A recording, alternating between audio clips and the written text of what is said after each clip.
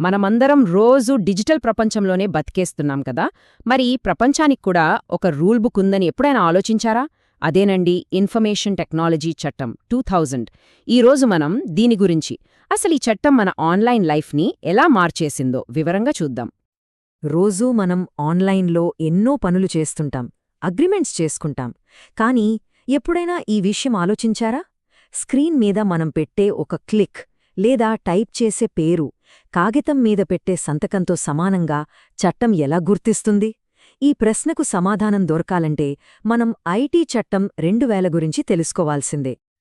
ఒకప్పుడంతా కాగితం పెన్నుతోనే పని, పెద్ద పెద్ద లెడ్జర్లు, ముఖాముఖి ఒప్పందాలు, అదో పద్ధతి. కానీ ఇంటర్నెట్ వచ్చాక అంతా మారిపోయింది కదా. ప్రపంచం మొత్తం డిజిటల్ వైపు పరుగులు తీసింది. ఇప్పుడు చూస్తే స్క్రీన్ మీద క్లిక్కులు, డిజిటల్ డేటాబేస్లు, ఆన్లైన్ ట్రాన్సాక్షన్లు. మరి ఇంత పెద్ద మార్పు వచ్చినప్పుడు దానికొక చట్టపరమైన ఆధారం ఉండాలి గదా. అందుకే ఐటీ చట్టం అవసరమైంది. సరే, మరి దీని గురించి కొంచెం వివరంగా చూద్దాం. ముందుగా ఈ చట్టం పాత కాగితం ప్రపంచానికి, కొత్త డిజిటల్ ప్రపంచానికి మధ్య ఒక బ్రిడ్జ్లా ఎలా పనిచేసిందో తెలుసుకుందాం. 2000 సంవత్సరం ఆ టైంలో ఇంటర్నెట్ అప్పుడప్పుడే వేగంగా పెరుగుతోంది. కానీ ఒక సమస్య ఉంది. ఆన్లైన్లో చేసే పనులకు ఎలాంటి రూల్స్ లేవు. అంటే ఆన్లైన్ ట్రాన్సాక్షన్లకు లీగల్ వాల్యూ లేదు, డిజిటల్ రికార్డులకు గుర్తింపు లేదు. ఒక రకంగా చెప్పాలంటే అదో లీగల్ గ్యాప్. ఆ గ్యాప్ను పూడ్చడానికే ఈ ఐటీ చట్టం 2000 వచ్చింది. రైట్. మరి ఈ చట్టం మన డిజిటల్ వరల్డ్కు పునాదులు ఎలా వేసిందో చూద్దాం. అసలు డిజిటల్ లావాదేవీలకు ఈ లీగల్ స్టేటస్ ఎలా వచ్చిందో అర్థం చేసుకునే ప్రయత్నం చేద్దాం. ఈ చట్టంలో చాలా ముఖ్యమైన విషయాలున్నాయి. అందులో మొదటిది ఎలక్ట్రానిక్ రికార్డ్ను డిఫైన్ చేయడం.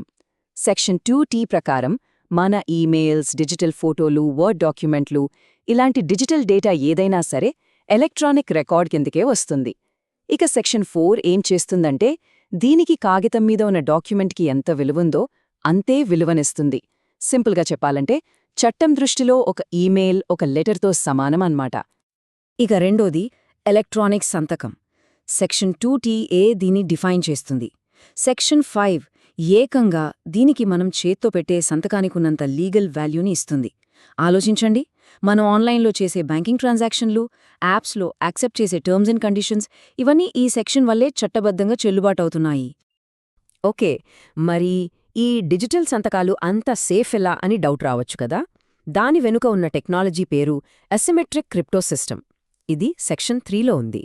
చాలా సింపుల్గా చెప్పాలంటే ప్రతి ఒక్కరికి ఒక ప్రైవేట్ కీ, ఒక పబ్లిక్ కీ ఉంటాయి. వాళ్ల ప్రైవేట్ కీతో సైన్ చేస్తే ఆ డాక్యుమెంట్ ఎన్క్రిప్ట్ అవుతుంది.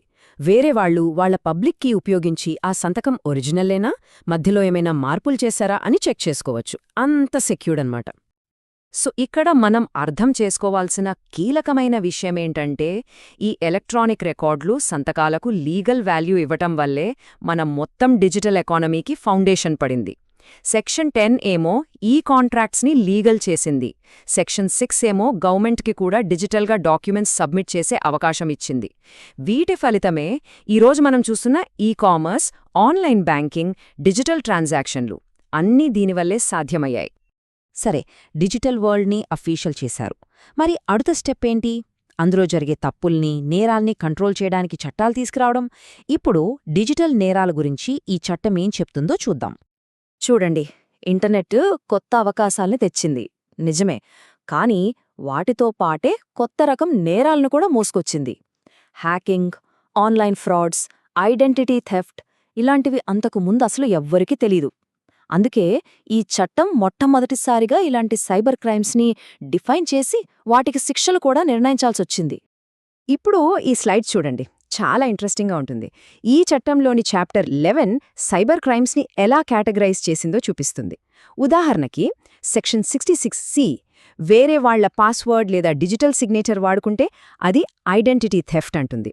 అలాగే సెక్షన్ 66E పర్మిషన్ లేకుండా పర్సనల్ ఫోటోలు తీసి పబ్లిష్ చేస్తే అది వయోలేషన్ ఆఫ్ ప్రైవసీ అంటుంది. ఇక సెక్షన్ 66 కింద హ్యాకింగ్ లాంటి కంప్యూటర్ నేరాలకు శిక్షలుంటాయి. ఇక ఇది చూడండి, ఈ చట్టం దేశ భద్రతకు ఎంత ఇంపార్టెన్స్ ఇస్తుందో చెప్పడానికి ఇదొక బెస్ట్ ఎగ్జాంపుల్. సెక్షన్ 66F కింద సైబర్ టెర్రరిజం అనేది చాలా చాలా సీరియస్ క్రైమ్. అంటే దేశ భద్రతకు, ఐక్యతకు ప్రమాదం కలిగించేలా కంప్యూటర్ సిస్టమ్స్పై అటాక్ చేస్తే శిక్ష ఏకంగా జీవిత ఖైదు వరకు ఉండొచ్చు. ఓకే, ఇప్పటివరకు నేరాల గురించి చూశాం. ఇప్పుడు ముందుకు వెళ్దాం. ఈ డిజిటల్ ప్రపంచంలో రూల్స్ని ఎవరు అమలు చేస్తారు? వీటి కంట్రోల్ ఎలా ఉంటుంది? అది చూద్దాం. ఈ చట్టంలో మధ్యవర్తి లేదా ఇంటర్మీడియరీ అనే పదం చాలా కీలకం. సెక్షన్ 2W ప్రకారం ఫేస్బుక్, గూగుల్, ట్విట్టర్ లాంటి సోషల్ మీడియా ప్లాట్ఫామ్లు, మన ఇంటర్నెట్ సర్వీస్ ప్రొవైడర్లు వీళ్ళందరం మధ్యవర్తులే. బేసిక్గా వీళ్ళు వేరే వాళ్ల సమాచారాన్ని తమ ప్లాట్ఫామ్స్ మీద హోస్ట్ చేస్తారు. మరి వీళ్ల బాధ్యతేంటి? ఇక్కడే సెక్షన్ 79లో సేఫ్ హార్బర్ అనే ఒక ఇంపార్టెంట్ ప్రిన్సిపల్ వస్తుంది. దీని ప్రకారం యూజర్స్ పోస్ట్ చేసే కంటెంట్కి ఈ ప్లాట్ఫామ్స్ జనరల్గా బాధ్యత వహించవు. కానీ ఇక్కడొక కానీ ఉంది. గవర్నమెంట్ గాని, కోర్టు గాని ఏదైనా కంటెంట్ ఇల్లీగల్ అని చెప్తే మాత్రం దాన్ని వెంటనే తీసేయాలి. ఇది వాళ్ల బాధ్యత. సో ఇదొకవైపు ప్లాట్ఫామ్లకు ప్రొటెక్షన్ ఇస్తూనే ఇంకోవైపు వాళ్లకొక రెస్పాన్సిబిలిటీని కూడా పెడుతుంది. ఇంకో విషయం ఏంటంటే, ఈ చట్టం దేశభద్రత కోసం, శాంతి భద్రతల కోసం ప్రభుత్వానికి కొన్ని కీలకమైన అధికారాలు కూడా ఇస్తుంది. సెక్షన్ 69 ప్రకారం అవసరమైతే ఏ కంప్యూటర్ నుంచైనా సమాచారాన్ని మానిటర్ చేయమని ఆదేశించవచ్చు. సెక్షన్ 69A కిందైతే దేశ సార్వభౌమత్వానికి ప్రమాదమనుకున్న సమాచారాన్ని పబ్లిక్కి కనపడకుండా బ్లాక్ చేయొచ్చు. అలాగే సెక్షన్ 69B సైబర్ సెక్యూరిటీ కోసం ట్రాఫిక్ డేటాను కలెక్ట్ చేసే అధికారం ఇస్తుంది. సరే, ఇప్పటిదాకా మనం ఫౌండేషన్స్, క్రైమ్స్, రూల్స్ గురించి మాట్లాడుకున్నాం. ఇప్పుడు ఇవన్నీ కలిపి చూస్తే అసలీ చట్టం మన జీవితాల మీద ఎలాంటి ప్రభావం చూపిస్తుందో ఒకసారి చూద్దాం. సో మనం గుర్తుపెట్టుకోవాల్సిన మెయిన్ పాయింట్స్ ఏంటంటే, ఐటీ చట్టం 2000 అనేది మన మోడర్న్ డిజిటల్ లైఫ్ని నడిపిస్తున్న ఒక లీగల్ ఫ్రేమ్వర్క్.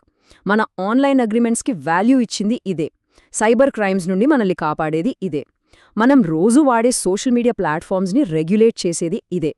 ఒక రకంగా చెప్పాలంటే డిజిటల్ ఇండియాకు పునాది వేసింది కూడా ఇదే. ఇది మన డిజిటల్ ప్రపంచానికి ఒక కనిపించని ఆపరేటింగ్ సిస్టమ్ లాంటిదన్నమాట. అయితే ఇక్కడొక పెద్ద ప్రశ్న ఉంది. టెక్నాలజీ ఎప్పుడూ ఒకేలా ఉండదు కదా, అది ఎప్పటికప్పుడు మారుతూనే ఉంటుంది. 2000 సంవత్సరంలో చేసిన ఈ చట్టం ఈ రోజు మనం చూస్తున్న ఆర్టిఫిషియల్ ఇంటెలిజెన్స్, వెబ్3, మెటావర్స్ లాంటి కొత్త టెక్నాలజీల సవాళ్లను ఎదుర్కోగలదా?